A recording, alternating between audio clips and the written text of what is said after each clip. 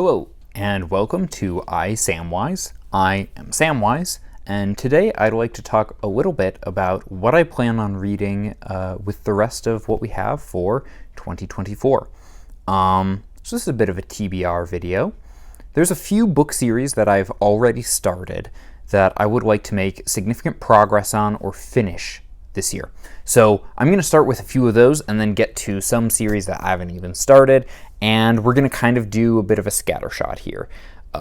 There's a good chance that some of these I might not get to, but I kind of do a mix between TBR and mood reading, where I will usually plan out the next 3 or 4 books that I want to read, and then I'll just figure out, okay, what am I in the mood for, and pick from that. So pretty loose with my to-be-read list, but a few series that I have already started and would like to make some significant progress on. The first one really is the Sun Eater series by Christopher Ruocchio. I talked about this in my favorite books that I've read so far in 2024. The Sun Eater series has been a huge highlight of my reading this year. I've thoroughly enjoyed my time with it. It has been probably my favorite science fiction series that I've read, and I have Ashes of Man to read, and then Dregs of the Empire, which is his novella, and then Disquiet Gods, which is the book that just came out. So I'm excited to get caught back up on the series, and so that's probably going to be my first priority. My second priority in terms of series that I've already started is probably the Conan the Barbarian stories by Robert E. Howard. These don't get a ton of love here on BookTube, but I've started going through them. I'll usually read 1 or 2 of them in between my larger books, and they're really great. They pack a big punch in a short page count.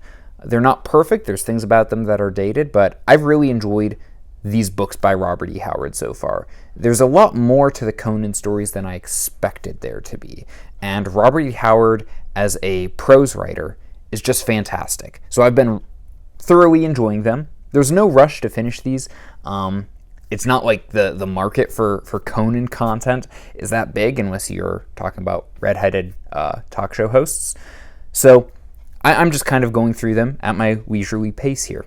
The next series that is more of a priority than other stuff that we'll hear about here is The First Law by Joe Abercrombie. So I have read the original trilogy and Best Served Cold, which was okay, but I didn't love it, and I was expecting to love it, and I kind of burned out on First Law after that. So I still need to read The Heroes and Red Country before I get to the Age of Madness trilogy. Age of Madness sounds fantastic. I cannot wait to read those books. But before then, need to finish the standalones. So I will be starting The Heroes hopefully in the next month or 2. I just need to really pull up my bootstraps and get to it. And then the last series here is one that I basically read like 2 books from every year, and I always think, man, I should read more of, and that's the Dresden Files. I've enjoyed every Dresden Files book that I've read. The first one, Stormfront, gets a really bad rap. A lot of people say it's not very good, and it's been my favorite so far. I love Stormfront so much. There's things from the other books that I like more, but I think Stormfront is a fantastic opening novel. I really enjoyed Stormfront more than other people. So I want to read more of Dresden Files, but we'll kind of wait and see how the year goes, and we'll go from there. So I want to read at least 1 or 2 this year. I've read the first 4, so I need to read Death Masks and whichever book is next. So now for a few things that I haven't even started that we're gonna see where we go here. And the first is sort of silly, but I'm including it here anyways, and that is some of the Star Wars books. I have historically not been a Star Wars fan. I've been rewatching the movies recently with my wife and just loving them. And there's some things that George Lucas does in his movies that are interesting, and some really interesting questions that are raised, and specifically how he views humanity and heroes very different than 21st century Hollywood does, and how they present these things in their movies. So I've been really enjoying them, and I want to read some more of them, specifically the books by Matthew Stover. So Shatterpoint, which is a Mace Windu novel, and his Revenge of the Sith book. Those are some of the ones that I'm more interested in. Other series. The Raven Sun trilogy. Nope, there's more books. It started as a trilogy, and then I think he wrote an additional 2. But the Raven Sun series by Nicholas Kotar. So Nicholas Kotar is an indie-published Russian author who wrote this Russian fairy tale-inspired fantasy series, and I don't know much more about it other than that. But I've heard some interviews with Nicholas Kotar, and he sounds like a very interesting person, and he's a staunch defender of Tolkien, which I greatly approve of. And so I'm really interested to read his books. They're pretty short too, and that's another reason why they're high up. So yeah, the Raven Sun series. Since we're on Ravens, I'll say the King Raven trilogy by Stephen Lawhead.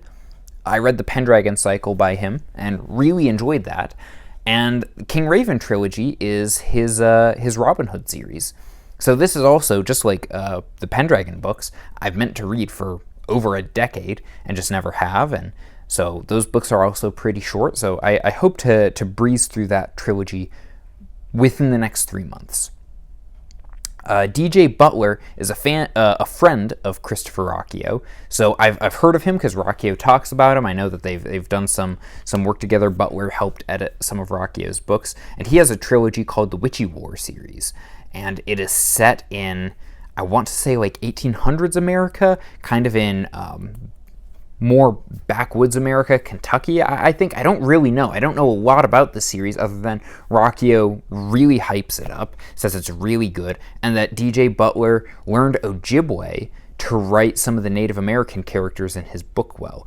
And that's fascinating to me, especially since I come from a state where the Ojibwe were native here too. So I know a little bit about that, and I'm excited to see some more of maybe Middle America represented in a historical urban fantasy novel. I don't really know what this series is, but Butler sounds like a really fascinating author, and I'm excited to read what his trilogy is all about. Just a couple one-offs here. 11th Cycle by Kian Ardalan. This is supposedly a Dark Souls Berserk-inspired fantasy novel, and I'm horrible at Elden Ring, but I enjoy playing it, and I've mixed feelings on Berserk that I will reserve for a later time, other than to say I'm fascinated by things about it. So I'm interested to read this novel. I know it's polarizing. I know a lot of people said that it is the type of book that gives indie publishing a bad name. I'm pretty forgiving with a lot of that type of thing, but I'm interested in reading more indie published books, and 11th Cycle sounded really interesting. So I'll give it a try, and I don't have a problem DNFing books, really. I don't really do it that much, but if it's awful, I can always DNF it, but I think I'm going to try it. Another one-off is Bloodsong by Anthony Ryan. I know this is part of a trilogy, but most people say Bloodsong is the best one and that you should just stop there. So I have it. I picked it up at a used bookstore. I don't know much about it, once again. I like to go into a lot of books blind. So yeah, hopefully Bloodsong is good. I know that it is told through a frame narrative similar to The Name of the Wind, which is one of my favorite fantasy novels, similar to Sun Eater or Book of the New Sun. So I'm excited to see what Bloodsong is all about.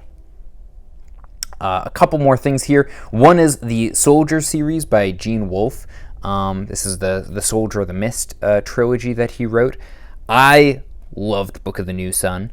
Gene Wolfe is clearly much smarter than me, but I enjoyed reading his books anyway. I want to reread Book of the New Sun, but I also want to read a couple other things that he's done as well, kind of get a bit more of a feel for what type of author he is. So the Soldier series sounds really interesting.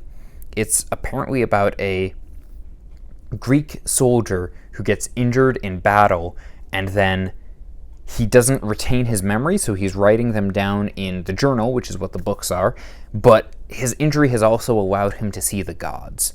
So that's interesting. Gene Wolfe is a fascinating writer. He's a very odd writer, a very confusing writer much of the time, but the Soldier series, all of his books tend to be on the short end, based on modern sci-fi fantasy standards, but there's enough density there to fill up a long book. So I'm excited to read more Gene Wolfe, and the Soldier series seems like the next option.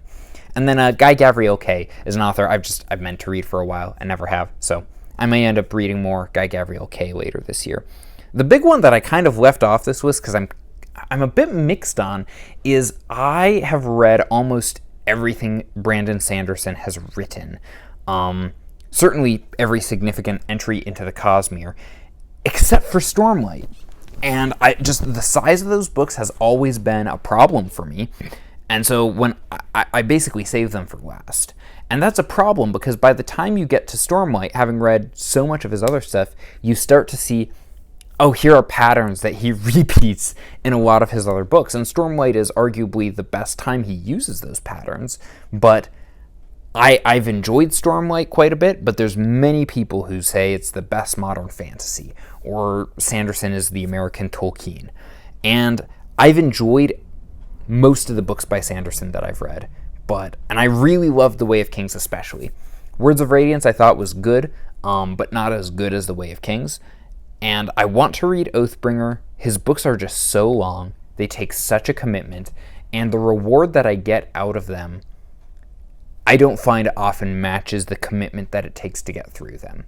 I get a lot of reward out of them, and I really like reading them, but just for how high the commitment is, for me, the payoff is kind of a mixed bag. So, I want to read more of Stormlight. It would be great if I could catch up with the series. I need to read Oathbringer and Rhythm of War before Wind and Truth comes out later this year, but we'll see how that goes. I'm still mad that they called it Wind and Truth. I know the original title was Knights of Wind and Truth, and I think that's a much better title.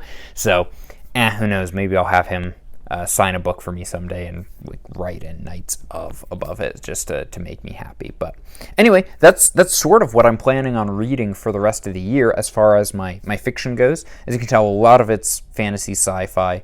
As far as my fiction tastes go, that's just what I'm reading right now. And those are my fresh reads. I'm slowly going through some of the Middle-earth books again. Started with The Hobbit earlier this year. I will be starting The Two Towers sometime soon, but that's really just a fun reread for me, just taking it slowly, soaking it in. There's no rush there, but that's what I'm planning on reading. What are some books you're planning on reading? Are there any on this list that have been interesting, of interest to you that you're planning on getting to later this year, or that you've already read, and what did you think about them? So anyway, thank you for watching this video, and Godspeed.